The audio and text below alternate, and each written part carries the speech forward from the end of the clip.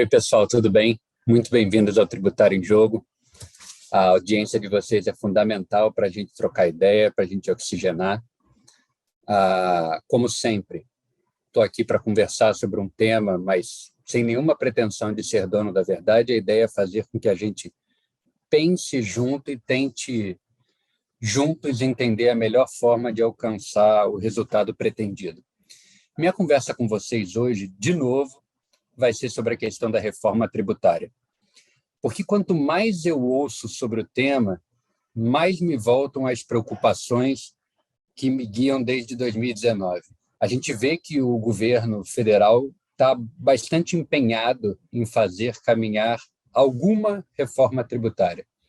Já se falou em reforma fatiada, já se falou em, no primeiro semestre, resolver a questão da reforma do consumo, e no segundo semestre resolver a questão da reforma da tributação sobre a renda. Eu não tenho certeza se isso vai acontecer. Claro que a torcida é para que consigamos caminhar aí, mas também não pode ser algo imposto, não negociado, principalmente com os demais entes da federação, que de pouco adianta a gente ter a introdução de um modelo que acabe atentando contra a federação, que acabe trazendo a oportunidade de ajuizamento de diversas demandas para contestar esse modelo, e aí acaba sendo algo que você faz em 2023 e só vai conseguir confirmar, ou pior que isso, ver declarado inconstitucional daqui a 10 anos.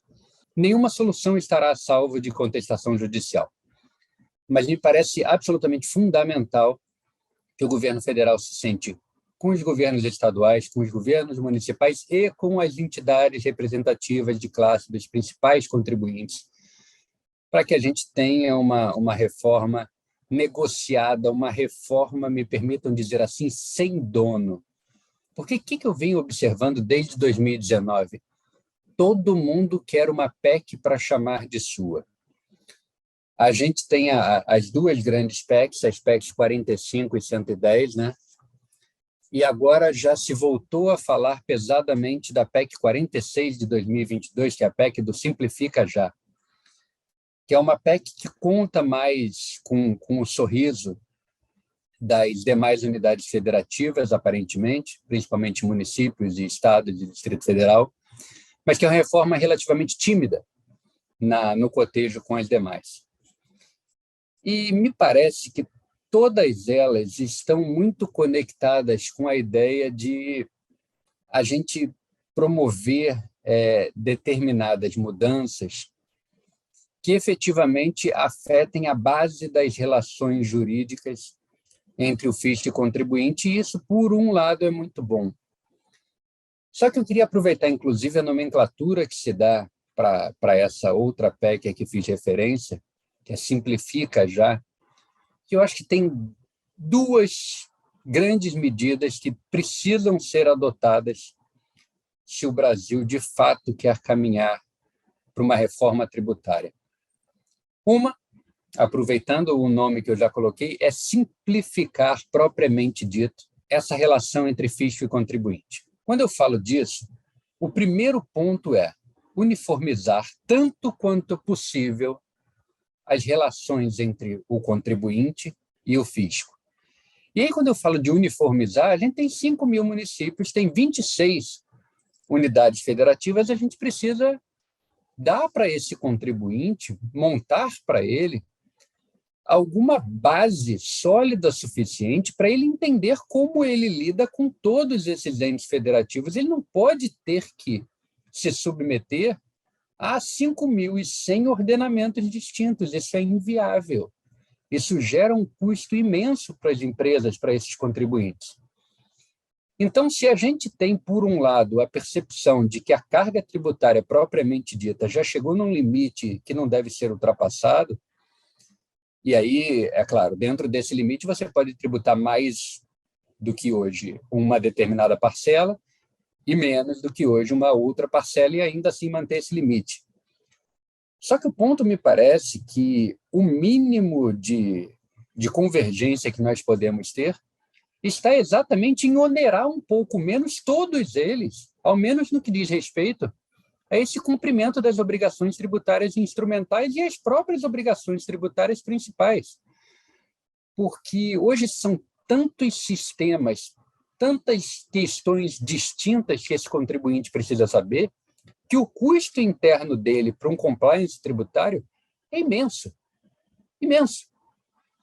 E aí vem as autuações, vem a necessidade de você contratar muito mais gente do que o necessário, contratar muito mais sistemas do que o necessário, e ainda assim caminhar muitas vezes numa situação de risco.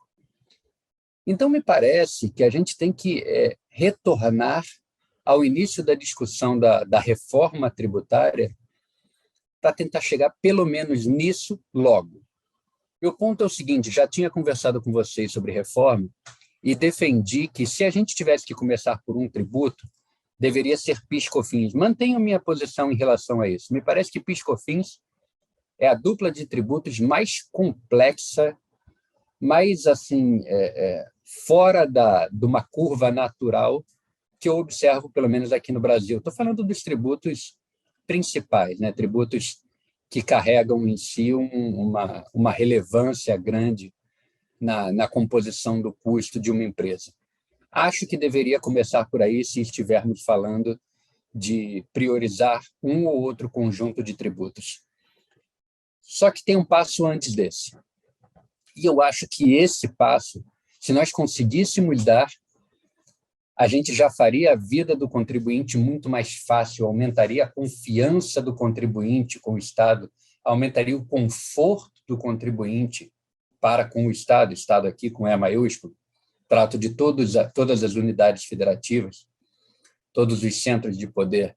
E eu acho que tudo gira em torno dessa simplificação, porque simplificando, não tenham dúvida, vai haver menos gastos, vai haver menos autuações, e a coisa vai caminhar de uma forma mais simples, inclusive para o Estado, porque quando a gente simplifica essa relação tributária, fica mais fácil também de fiscalizar. O Estado, ao simplificar, ele se aproxima do contribuinte. E o outro ponto me parece ser algum tipo de investimento que aproxime o contribuinte do Estado. E aí me parece que isso passa eminentemente pela educação fiscal. Acho que deveria haver, verdadeiramente, inclusive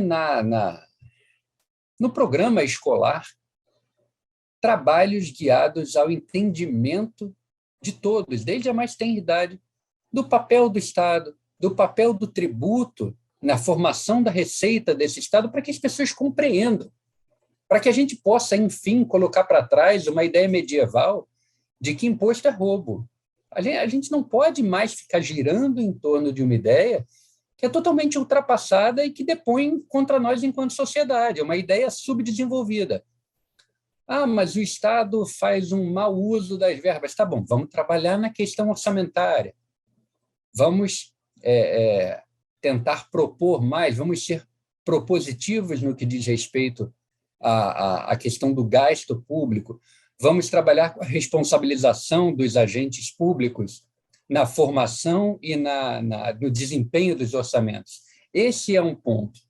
Mas eu acho que nós precisamos entender, nós contribuintes, e todos somos contribuintes, nós precisamos compreender esse papel do Estado, compreender o papel do tributo.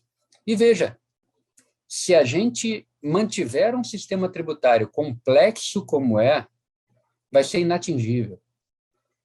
Então, essa caminhada do Estado na simplificação da sua relação com o contribuinte, ele é elementar para que o contribuinte possa entender e também buscar se aproximar desse Estado.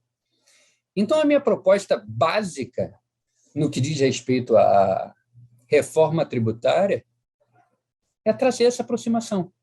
Acho que, se não fizermos isso, vamos continuar com a ideia de caixa preta, com a ideia de que é necessário contratar inúmeros contadores, inúmeros advogados, de que direito tributário é algo apenas para super especialistas, é algo inatingível, inalcançável, e não é isso. Não é isso que nenhum de nós deseja. Se a gente quer evoluir enquanto sociedade, a gente precisa de cidadania. Mas só existe cidadania se houver a capacidade de entendimento daquilo que acontece. Então, minha proposta básica aqui, para a gente pensar juntos, é o quanto vale a pena a gente trabalhar com toda essa ideia de reforma tributária se, antes disso, a gente não tiver cuidado do básico. E aqui, a minha proposta é: o básico significa o contribuinte entender o fisco entender o contribuinte, e, a partir disso, começar a se construir uma relação de confiança e uma relação de total compreensão para que as mudanças propriamente ditas no ordenamento sejam efetivas, para que a gente não veja mudanças no papel, mudanças na norma, que a gente não consiga observar no nosso cotidiano, não consiga observar no nosso dia a dia. Então, eu queria deixar esse pensamento com vocês, porque a gente tem que tornar o direito, e aqui também, é claro, o direito tributário, menos inatingível. Nós temos que conversar mais sobre isso. Nós temos que sair, me parece, de alguns momentos de pedestal, como se direito tributário fosse um javanês, fosse algo muito hermético, muito difícil, muito complicado. Eu acho que é trabalho de todos nós tentar torná-lo mais simples, tentar torná-lo mais palatável. Não se trata aqui de banalizar, absolutamente, mas o conhecimento precisa ser compartilhável e compartilhado. É essa a minha proposta e a ideia que eu queria deixar hoje com vocês. Sempre aberto a críticas, sugestões. Mande suas ideias, mande suas observações, serão muito bem-vindas. Um forte abraço, excelente semana a todos, tudo de bom.